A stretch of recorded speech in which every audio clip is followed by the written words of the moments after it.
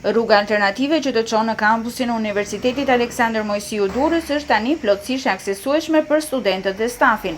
Ky aks do të përdoret vetëm për hyrje në kampus, ndërsa dalja do të bëhet përmes pjesës kryesore të autostradës. Rruga e re synon të përmirësojë qarkullimin e mjeteve dhe sigurisë brenda kampusit.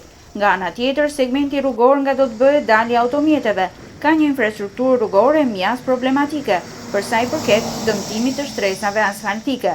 Më herët Durrës Lajm ka pasqyruar gjendjen infrastrukturore të këtij aksi, që ka nevojë për ndërhyrje konkrete nga ana e autoritetit rrugor shqiptar, që është përgjegjës për mirëmbajtjen e tij. Ndërkohë, në kampusin e spitalës pritet realizohet së shpejti një tjetër investim i rëndësishëm lidhur me strehimin e studentëve. Në historinë e tij 20 vjeçare, Universiteti i Durrësit ka vuajtur mungesën e konviktit, pavarësisht se sot regjistrohen më shumë se 17.000 studentë. Këta të fundit detyrohet të strahohen në banesa me qira. Në takimin e disa ditëve më parë me 40 rektorët e universiteteve publike dhe private, kryeministri Rama dha të rejat më të fundit mbi këtë investim. Kemi hapur procesin për kampusin e Universitetit Aleksandër Mojsiu.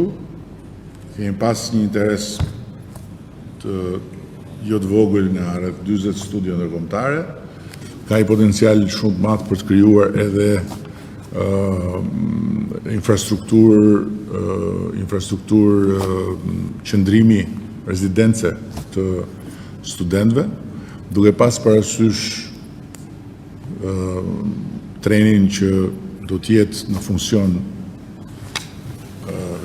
së shpejti, do të jetë absolutisht shumë e thjeshtë që studentët në Tiranë të kenë mundësi të strehohen në kampusin e Durrësit.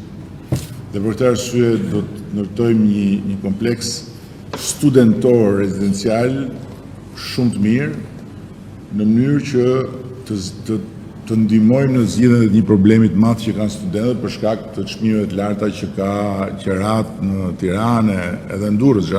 Këtë vit, UAMD festoi 20 vjetorin e krijimit. Ky institucion dihesh është kthyer tashmë në një aktor të rëndësishëm në hartën e arsimit të lartë në Shqipëri.